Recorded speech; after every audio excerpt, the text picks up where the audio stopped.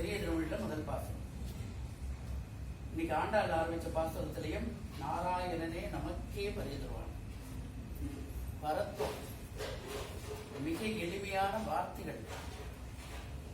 மற்ற திருவாய்மொழி, திருமொழி, பெருமாள் திருமொழி, பெரியாழ்வார் திருமொழி, நாச்சியார் திருமொழி அப்படிங்கும்போது அர்த்தங்கள் புரியாது.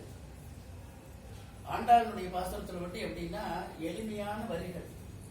மார்கழி திங்கள், டெய்லி மார்கழி மாதம் பொந்தாச்சு, ஒவ்வொரு வருஷத்துக்கு அழகா எழுந்து நீராட்டி குளிக்கிறோம், பெருமாள் போய் சேவிக்கிறோம், அழகான வார்த்தைகள். கடைசியில என்னன்னா நாராயணனை நமக்கே படைக்கிறோம். முதல் பாசனத்திலேயே பரத்வம்னா என்ன அப்படிங்கிறது ஆண்டாளுடைய அந்த வாக்கு. பரத்வம்னா ஒரு ஒன்றிதான் பரத்வம். நாராயணனை மட்டும் சரணாகதி பண்ணணும், மோட்சம் கிடைக்கும், பிராப்தம் கிடைக்கும். இதுதான் நமக்கு பரத்வம். முதல் 5 பாசுரங்கள் எப்படின்னா பரத்வம்னா நாராயணன். அப்புறம் அந்த நோன்பை எப்படி நம்ம நோக்கிறது. 3வது பாசுரம் ஓங்கி உலகளந்த உத்தமன்னா யார் உலகத்துல. அதே மாதிரி 4வது பாசுரம், அதே மாதிரி 5வது பாசுரம்னா இந்த 5 பாசுரத்துக்கும் பரத்வம், அந்தர்யாமி, அர்ச்சாவதாரத்துவம், அதுக்கப்புறம் நிர்ணயத்துவம், இப்படி அந்த பகவானுடைய 5 நிலைகளை மட்டும் பாடிட்டு அதுக்கப்புறம் தான் திருப்பள்ளி எழுச்சியில் ஒவ்வொரு வீட்டுக்காக போய் நின்று தன் தொழிலுக்கு கூப்பிடுற மாதிரி பாசுரம். அதனாலதான் முதல் பாசுரத்திலேயே நமக்கு என்ன சொல்றா அப்படின்னா ஆண்டாளுடைய திருவுள்ள எப்படின்னா எல்லோரும் நாராயணனை பற்றுங்கொள், அவன் தான் நமக்கு மூலகதி. அதுவும் விடிகாத்தால் நேரத்தில் சொல்றோம், முகூர்த்தம் சொல்றோம். ஏன் இந்த விடிகாத்தால இந்த தர்மமாசத்துக்கு இவ்வளவு விசேஷம் அப்படின்னா அந்த விடியற் காலை வேலையில சோம்பேறித்தனம் இல்லாத, அப்புறம் பார்த்துக்கலான்னு இல்லாத, சரி இன்னைக்கு போலேன்னா நாளைக்கு பார்த்துக்கலான்னு இல்லாத 30 நாட்களும் தனுர் மாசத்துல இன்னைக்கு சூரியன் தனுர் ராசிக்கு வந்தாச்சு. தனுர் ராசிக்கு சூரியன் வரும்பொழுது எம்பெருமானும் அந்த ராசியினுடைய நாயகனாக கிருஷ்ணனாக அவதரிக்கிறார். அப்படி பண்ணும்பொழுது அந்த கிருஷ்ணனுடைய தனுர் ராசிக்கு, தனுர் லக்னத்துல, தனுர் ராசியில, தனுர் மாசத்துல அந்த மாதிரி வரும்பொழுது பெருமாளுக்கு உற்சாகமா. அதனால்தான் மார்கழியில நான் மார்கசீஷானாம்னு மார்கழி மாசத்துல அவ்வளவு எனக்கு பிடிக்கிறது. அதனால்தான் ஆண்டாள் அந்த மாசத்தை ஒரு பெரிய பிரபக்தியா வச்சுருக்கார். அந்த மாதிரி ஒவ்வொரு நாளுமே விடாது வரணும். எவ்வளவுக்கு எவ்வளவு நம்மால முடிகிறதோ அந்த அதுல கலந்துக்கணும். நம்மால முடிஞ்ச திரவியங்களை கொடுத்து அந்த பகவத் சன்னதியில அந்த கைங்கரியத்துல நம்ம ஈடுபடும். அப்பதான் அந்த நாராயணன் நமக்கு பறை தருவாள். பறைனா என்னன்னா நமக்கு அந்த வெயில்னா கொடுக்கறது, பறையினாலும் கொடுக்கறது. பெருமாள்கிட்ட எப்போதும் நம்ம என்ன ஏதாவது வேண்டியதான். எதுவும் நம்ம பெருமாள்கிட்ட போய் நீ சௌக்கியமா இருக்குன்னு சொல்லவே போறதில்லை.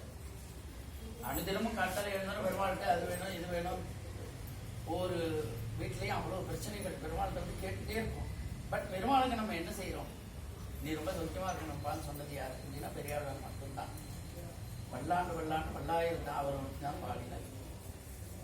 அதனால நான் நாச்சியாருடைய வாக்குப்படி இந்த நாளிலிருந்து நாராயணன் தான் நமக்கு கதிங்கிற மாதிரி 30 நாளும் நமக்கு யார் சேவை செய்கிறாரோ, யார் இந்த பாத்திரங்கள் எல்லாம் படிச்சு தெரிஞ்சுக்கிறாரோ, பகவத் சந்நிதியில இதை யார் சொல்றாளோ அவளுக்கு கடைசி நாள் 30ஆம் நாள்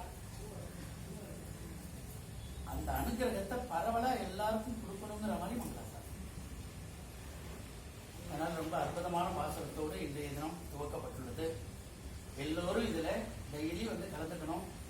நீங்களே வாக்தோஷ, நயனதோஷ, நிறுத்தி தோஷ, சமஸ்த தோஷம், சகல தோஷம், சர்வதோஷ பிராயச்சித்தார்த்தம்ங்கிற மாதிரி நம்ம வாக்குனால சொல்லி எல்லாரையும் வரவழைக்கணும். எப்படி ஆண்டாள் போய் கூட்டு வந்து இந்த சேவையை பண்ணாங்க. அதனாலே நம்மளும் என்ன பண்ணோம், பக்கத்துல எழுத்துல எங்க பார்த்தாலும் சொல்லி சன்னதிக்கு வர சொல்லி நல்ல விஷயங்கள் காதல கேட்கறது. இதை விட்டு தாண்டினோம்னா நமக்கு நல்ல விஷயங்களே போயிடும். யாரும் சொல்லவும் மாட்டான். நமக்கு என்ன அப்படின்னு போவாங்க. பெருமாள் சொல்ல வைக்கிற நம்ம கேட்கிறோம். அதனால எல்லோரும் எல்லாரையும் கேட்க சொல்லணும், அழிச்சுட்டு வரணும். அதே பெரிய ஒரு புண்ணியம். அதனால ஒவ்வொரு நாளுமே விருகம்பாக்கத்தில் இருக்கக்கூடிய சுந்தர வரதராஜ பெருமாள் 70 வருஷமா கைங்கரியம். எப்படி அந்த சன்னதி இன்னைக்கு எப்படி வந்துருக்குன்னா அவன் திருவள்ளுவர் மகத்தான சாநித்தியம் உள்ள பெருமாள். ஏதோ ராஜபுரம் கட்ட போற, இன்னும் சன்னதிகள் இன்னும் அபிவிருத்தி ஆகல நினைக்க வேண்டாம். தங்க விமானம் போட போறா, தங்க சிம்மாசனம் வரப்போகுது. அப்பேற்பட்ட பெருமாள் வந்து அப்பேற்பட்ட பெருமாள் இவர். அவருக்கு அப்படி பண்ணிக்கும் பொழுது நமக்கு எல்லாமே அவர் பார்த்து பார்த்து பண்ணுவார். கேட்கணுங்கிற அவசியம் பவம் பவிஷ்யத்தினா மனோரத பாபியர்த்தம். என் மனசுல இருக்கிறத உங்ககிட்ட தான் சொல்ல முடியும். எவன்கிட்ட சொன்னாலும் சிரிக்கிறான், எவன்கிட்ட சொன்னாலும் அப்படியா கஷ்டம் வந்ததாருன்னு சொல்லவே மாட்டான். உங்ககிட்ட ஒண்டிதான் என் கஷ்டத்தை சொல்ல முடியும். அப்பேற்பட்ட பெருமாள். அதனால எல்லோரும் சுந்தரவரதராஜ பெருமாளுடைய மகோத்சவத்தில் கலந்து, அதுக்கப்புறம் பகற்பத்து 40 உற்சவங்கள் வேற. என்னை பொறுத்தவரை இந்த சர்க்குலேஷன் ஏரியாவில் இந்த பகற்பத்து 40 உற்சவங்கள் கிடையவே கிடையாது. இங்கே அதி அற்புதமான நடக்குது. சுவாமி எல்லாம் இருந்து ரொம்ப நல்லா பெருமாள் கண்டது. அதனால அதுலேயும் கலந்து கொண்டு நாச்சியாருடைய வைபவங்களும் நடக்கப்படுது. அதுலேயும் கலந்து கொண்டு நாளையிலேருந்து இன்னும் நிறைய ஜனங்கள் கூட்டமாக இருக்கும். அந்த கூட்டத்தோடு சொல்லும் பொழுதுதான் அவருக்கு ரொம்ப ஆசை. தனி ஒரு மனிதனால் சொல்றதை காட்டிலும் இந்த கூடி இருந்துன்னு சொல்ற மாதிரி ஆண்டாளுடைய பார்த்து கூடி இருந்து சொன்னோம்னா பகவானுக்கு அப்படி ஒரு சந்தோஷம். அதனால எல்லோரும் வந்து இந்த வைபவத்தை நடத்தி தரும்படி